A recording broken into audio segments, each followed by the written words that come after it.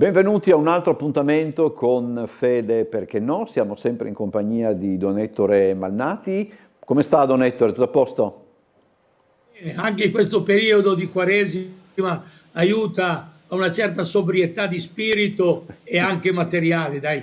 Senta Va Don bene, Ettore, ottimamente. la Quaresima nasce come un momento di preparazione alla Pasqua, no? Se noi viviamo la Quaresima soltanto come tradizione, che cosa rischiamo di perdere? Beh, perdiamo tutto quello che è l'aspetto e la dimensione del mistero che porta con sé la passione, morte e la risurrezione di Cristo, che sono, diciamo, il nucleo fondamentale del Kerigma, cioè dell'annuncio per offrire all'umanità la proposta della dimensione di Cristo Redentore e Salvatore, e quindi perderemmo tutto quell'aspetto di oblatività che Gesù Cristo, obbedendo al Padre, ha offerto all'intera umanità nella sofferenza, ma anche nella grande proposta che è il perdono, che è la redenzione, che avviene appunto lì sulla croce con la sua grande dignità di colui che al Padre si rivolge, non tanto perché ovviamente tenga conto della sua sofferenza, ma perché il Padre accolga quella che può essere stata la superficialità di coloro che hanno abbandonato il Cristo e non hanno tenuto conto dell'opera di predicazione e anche di attenzione con i miracoli e con l'ascolto del ministero di Cristo. Quindi Padre perdona loro, è una grande, diciamo così, arringa, potremmo chiamare, dell'avvocato Cristo Gesù a favore dell'umanità. Noi perderemmo proprio il cuore di una religione che è, come dice il Concilio, una relazione dove Dio parla all'umanità come ad amici. Attraverso che cosa?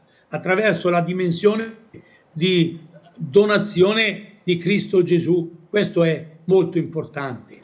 Ecco, Don Ettore, rimaniamo su questo tema per certi aspetti, su questo tono, se vogliamo.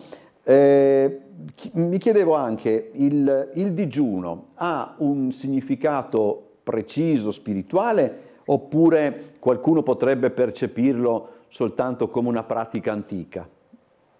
Ma il digiuno è saggiare con la propria volontà quelli che sono gli appetiti che ci portano lontano da una progettualità virtuosa.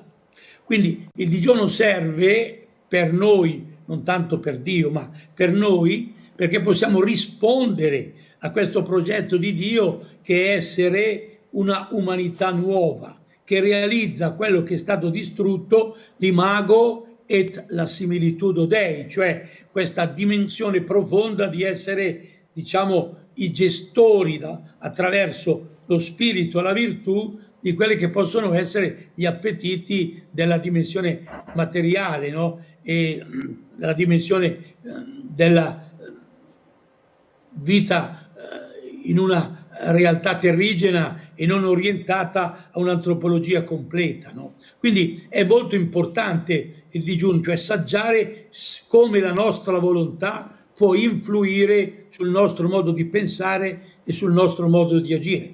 Poi ci sono anche quelli che dicono che è una questione anche di salute, è anche Sì, questo, sì. ma la progettualità della religione non entra in questo aspetto, entra più nel fatto di dare all'uomo la capacità di gestire quelli che sono gli appetiti terrigeni, no? Per essere colui che gestisce i propri sentimenti, le proprie gestualità e il proprio volere. No? Don Ettore, ci vediamo la prossima settimana allora Molto bene, con buona altre questioni. Quaresima. Grazie, grazie Don Ettore, grazie ai telespettatori, fra 7 giorni.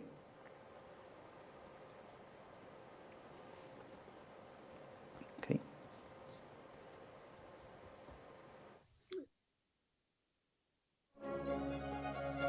Gloria, gloria.